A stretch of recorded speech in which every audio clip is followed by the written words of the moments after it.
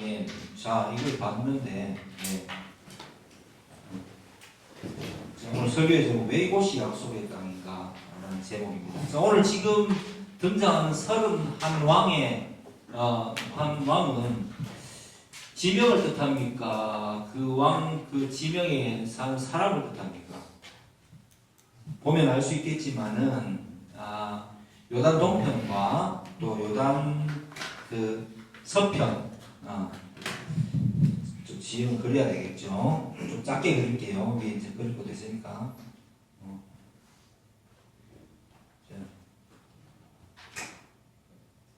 이렇게 그릴 수 있겠죠. 그 다음에 우리 이쪽에 뭐 유프라데스, 티그리스 이렇게 하면 여기 메소포타미아겠죠, 그죠?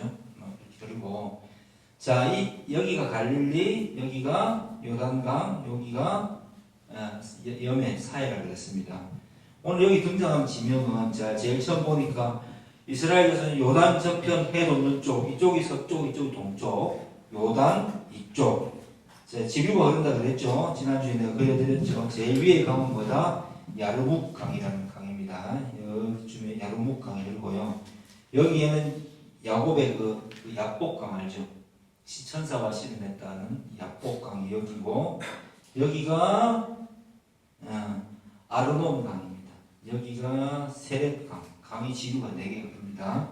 그러면 약복강의 경계라 그랬죠. 뭐의 경계? 암몬과 이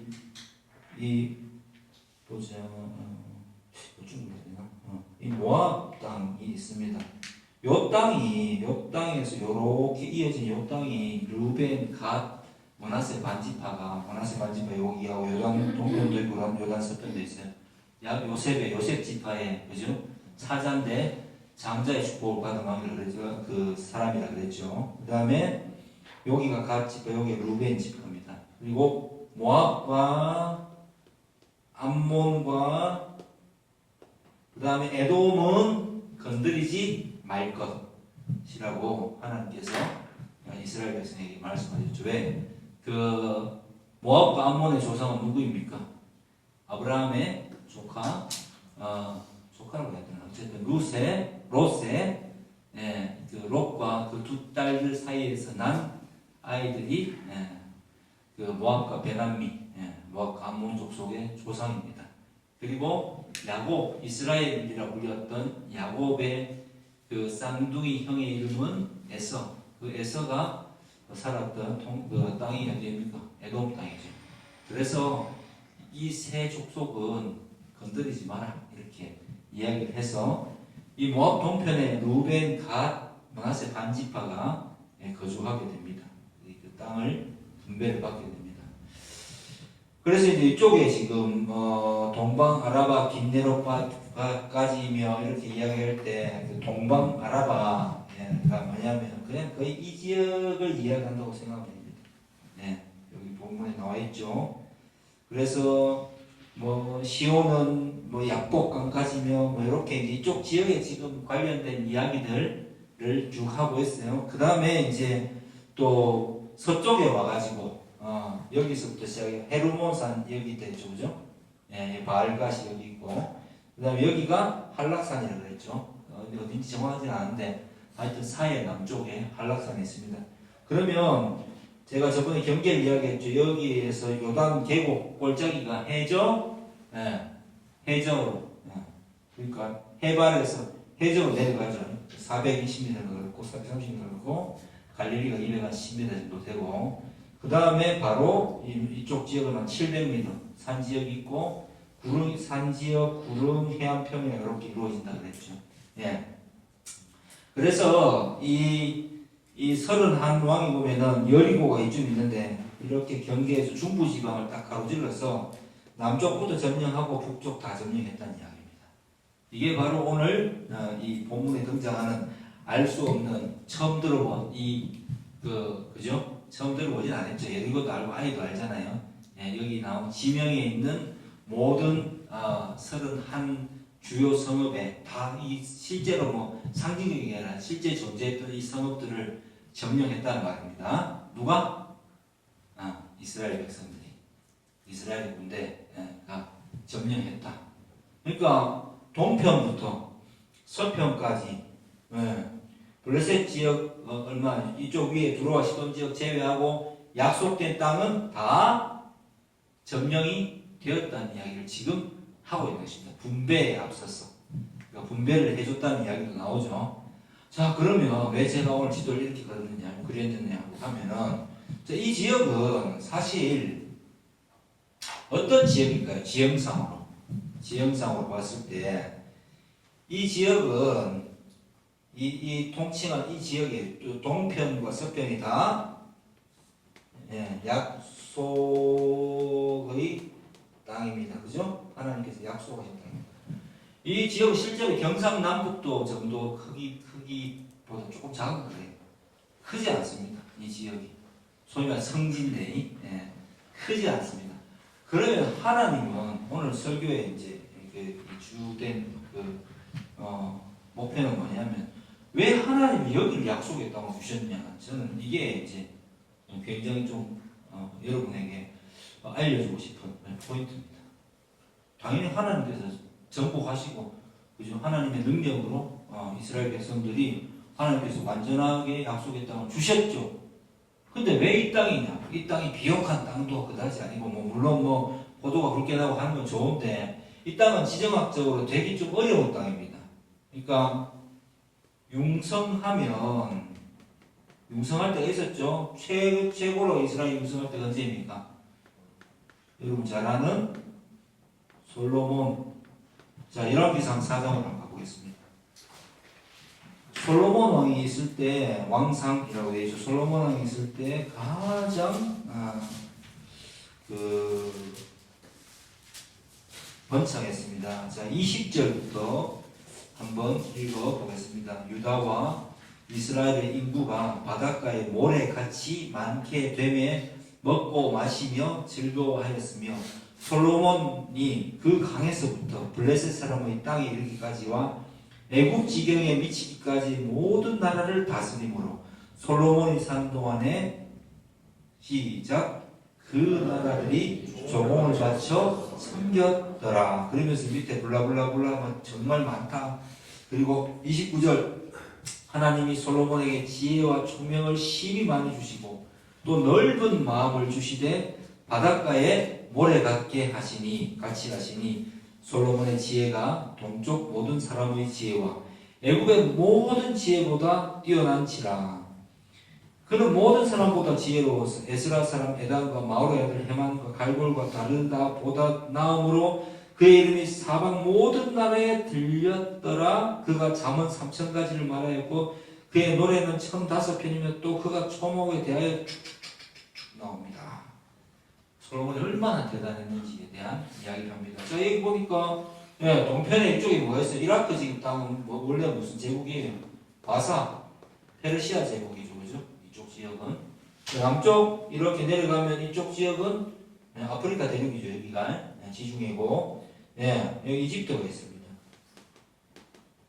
자, 이 문명의 발원지죠. 유프라데스 강, 티그리스 강이 메소포타미아 편야에서는 뭐죠? 바벨론 문화, 그 다음에 페르시아 왕국, 아시리아 왕국 이쪽에는 이런 제국들이 발흥한 곳입니다. 이쪽으로 넘어가면 그리스 쪽으로, 터키 그리스 쪽으로 넘어가죠, 그죠? 이렇게 되는데 이것을 보아서 알 수 있듯이 이 지역은 소위 말해서 비옥한 초승달 지역이라고 합니다.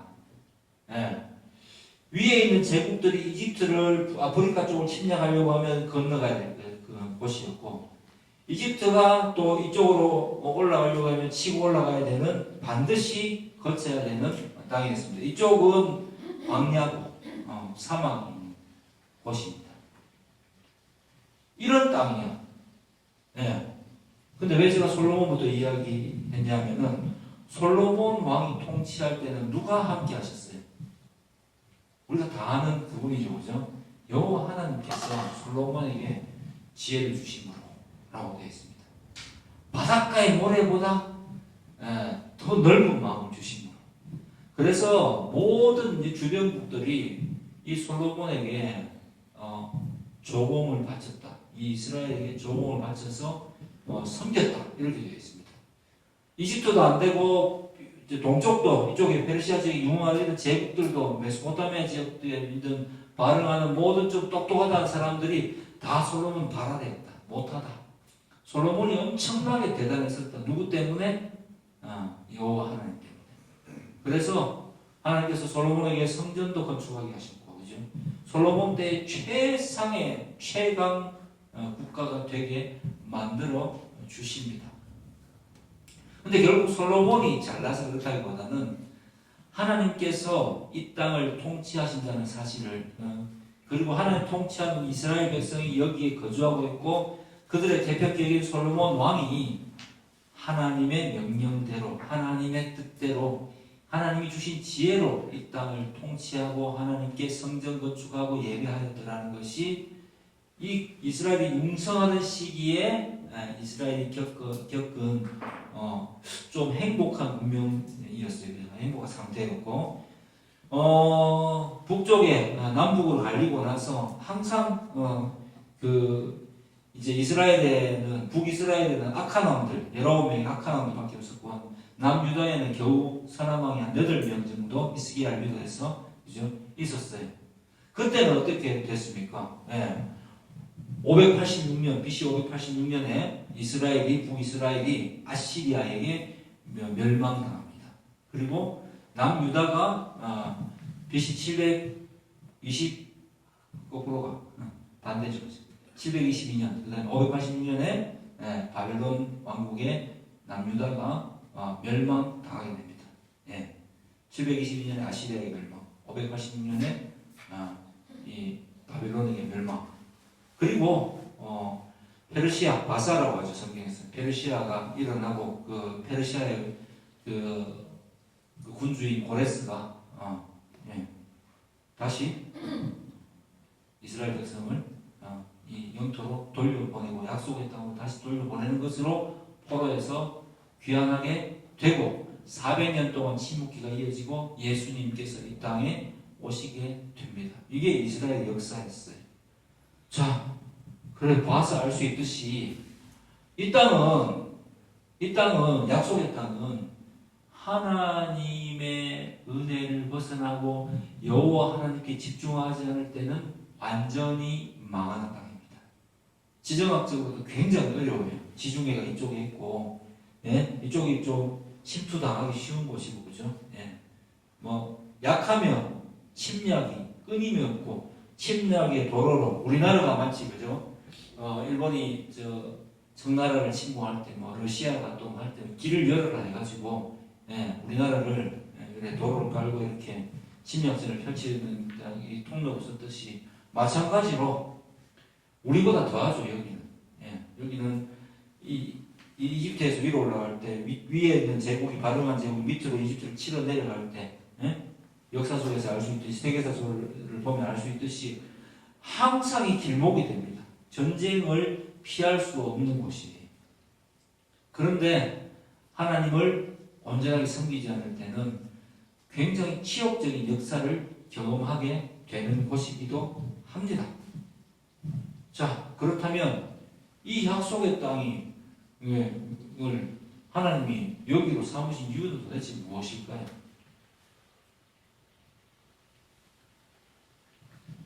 약속의 땅은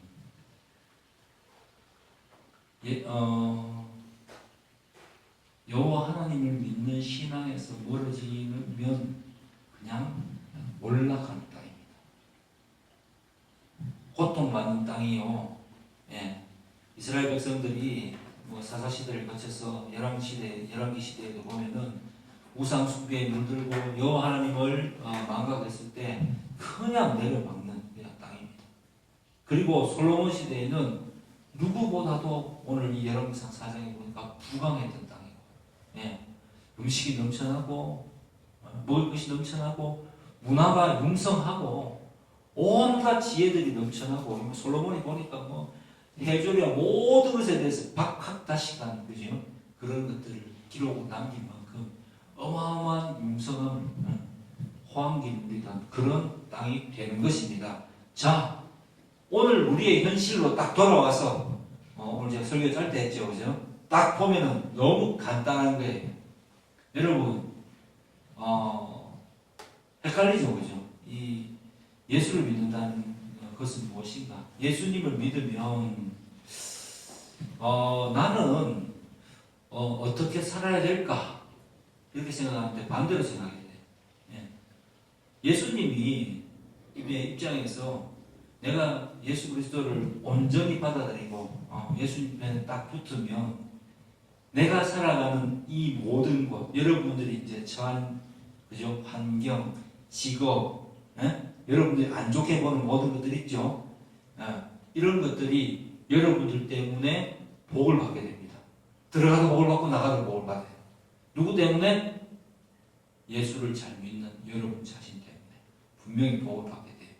여러분 주변 사람들이 여러분 때문에 평화를 누리게 되고, 여러분 주변 사람들이 여러분 때문에 많은 인생의 답을 찾게 되고, 여러분이 있음으로 해서 여러분 각자가 신앙생활을 온전하게 할 때에 온전하게 할 때, 그때에 여러분 주변에 있는 사람들이 하나님께로 예수 그리스도를 믿고 그리스도께로 돌아오는 역사가 일어나며 여러분처럼 행복한 사람, 아브라함이 약속하셨던 그 복의 근원으로 쓰임받게 되는 놀라운 역사가 일어나게 됩니다.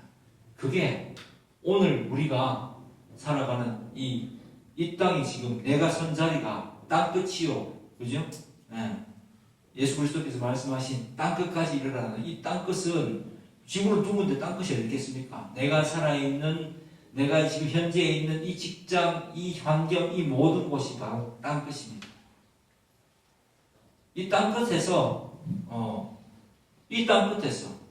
여러분들로 하여금 하나님께서 찬송을 받으시려고 여러분들을 이 약속의 땅으로 초대하셨습니다. 근데 여러분들이 말씀을 듣고도 회개하지 아니하고, 그죠?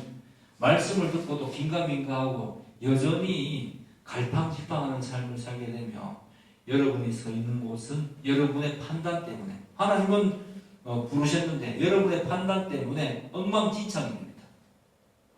여러분이 기준을 잡아주지 못하기 때문에 여러분 주변 사람들이 여러분 때문에 힘들어집니다.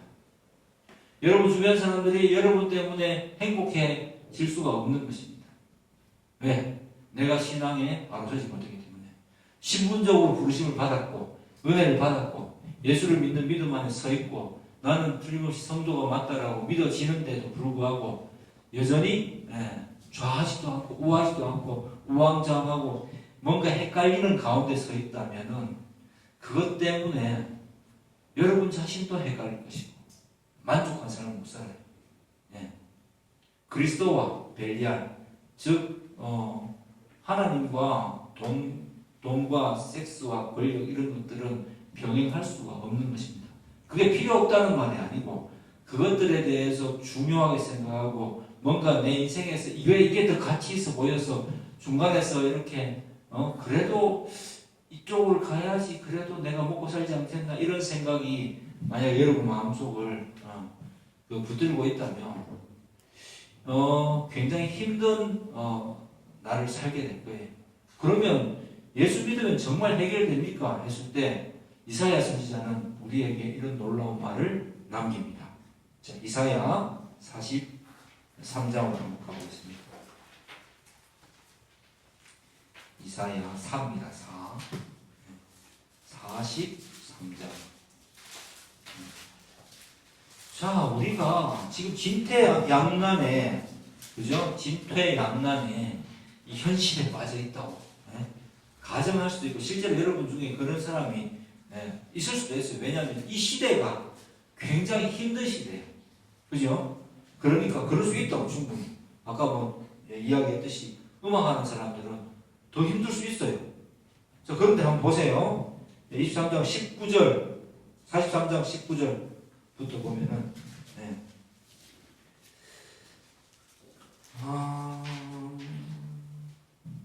14절부터 볼까요?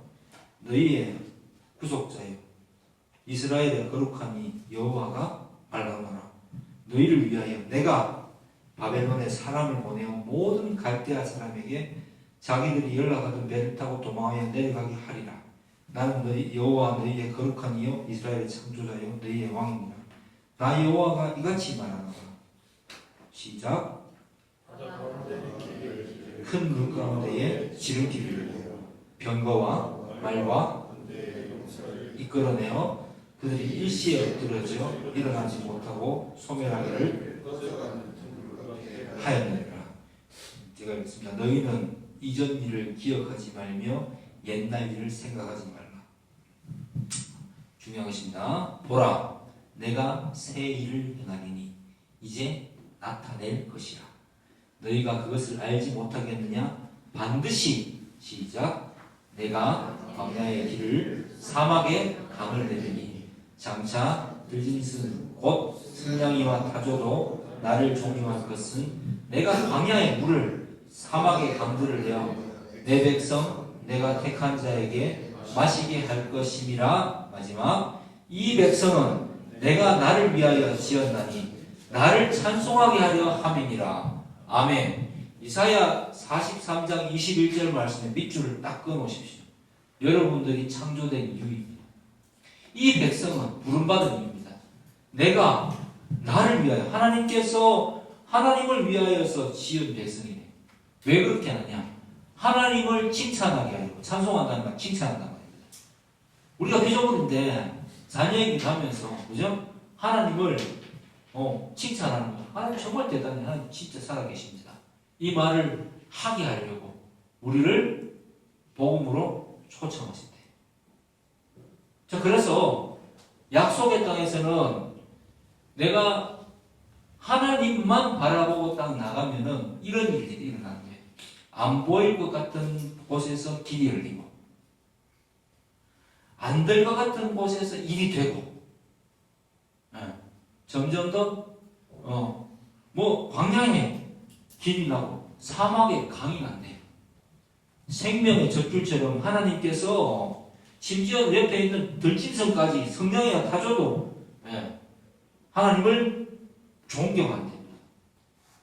이 피조물들이 궁극적으로 예수 그리스도께서 재림하실 때 우리 새로운 신약의 약속이 있잖아요. 이 피조물들이 타락한 가운데 인간의 타락 때문에 고통받는 이 피조물들이 새하늘과 새 땅으로 복원된대요. 더 좋은 모습으로. 이게 하나님께서 우리에게 주시려는 것입니다. 우리는 정신을 좀 바짝 차려야 됩니다. C.S. 루이스라는 사람이 그 기독교 작가인데 그런 이야기를 했어요. 죄가 언제 오느냐 하면요. 지옥은 바쁜 가운데 오지 않는데요.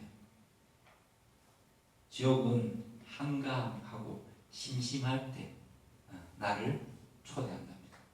요약하자면, 왜냐면 우리는 한가하고 뭔가 이렇게 좀 되어 나간다고 생각할 때 쉽게 다른 생각을 하고, 돈에 대해 생각할 수도 있고 음란한 마음 품을 수도 있고 여러 가지 이 한가함이 나를 엉뚱한 곳으로 이끌고 간답니다. 그러면 그것을 극복하는 길은 무엇이냐? 작가는 그렇게 얘기합니다. 제일 기억나는 것은 하나님의 말씀으로 내 공허한 마음, 비어있는 마음을 내가 거룩하게 살겠다고 하면 거룩하게 살겠다 결심만 있는 게 아니라 말씀으로 당신을 채우십시오.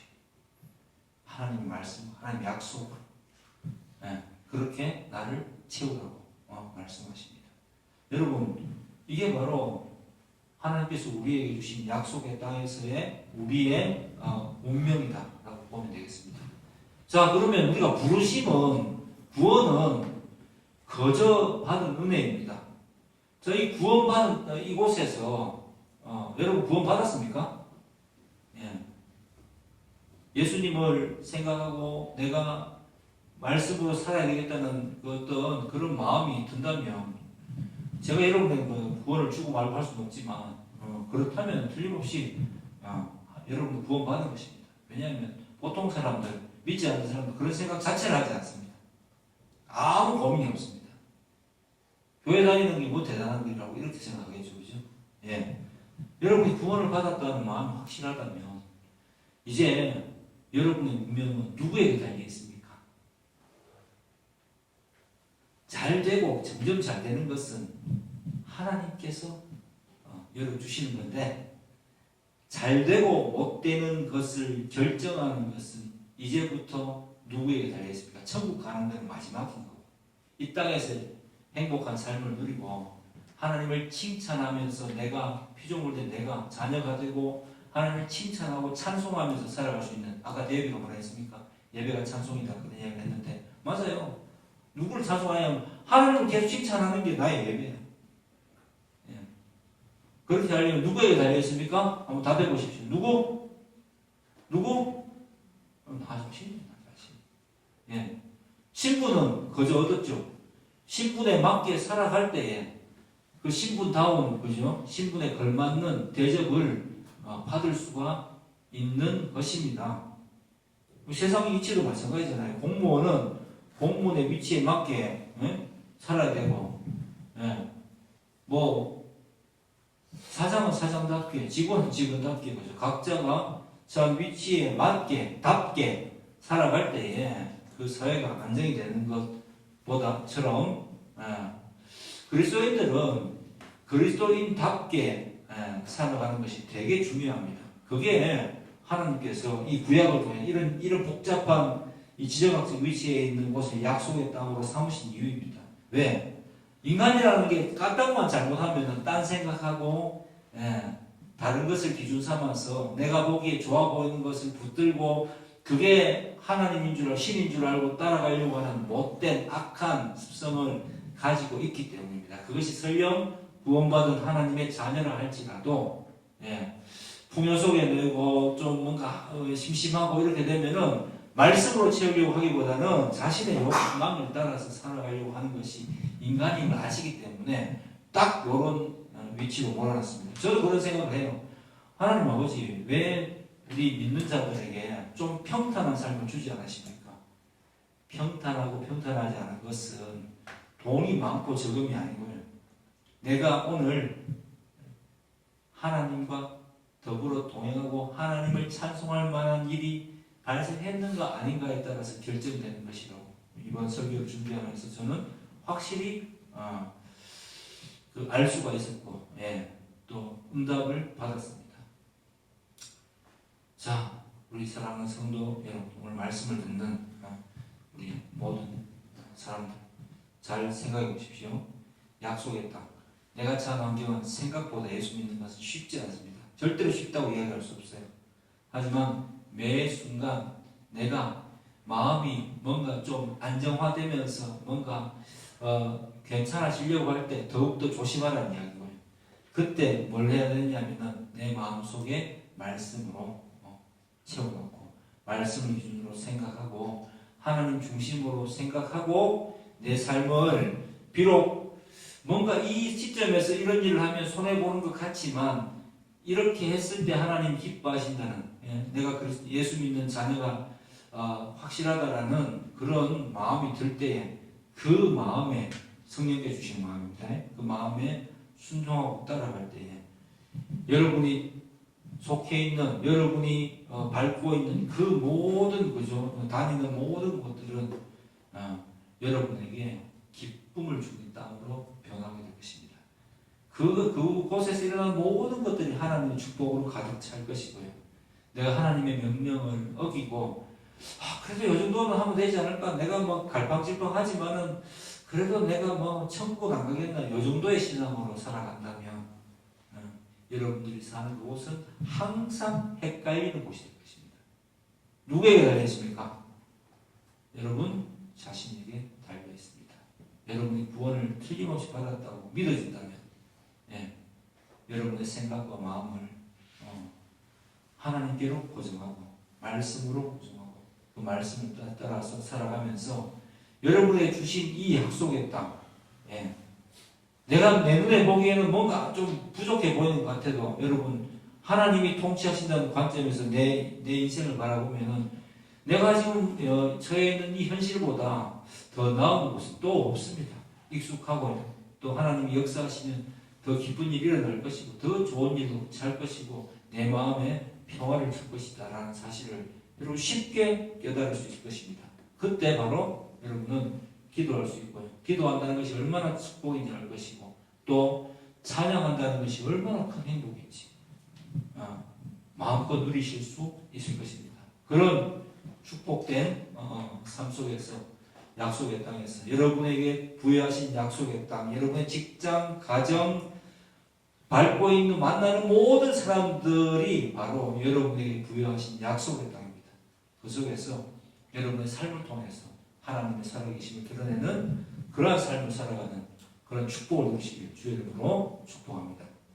예, 주신 말씀 기억하면서 5분간 기도하겠습니다.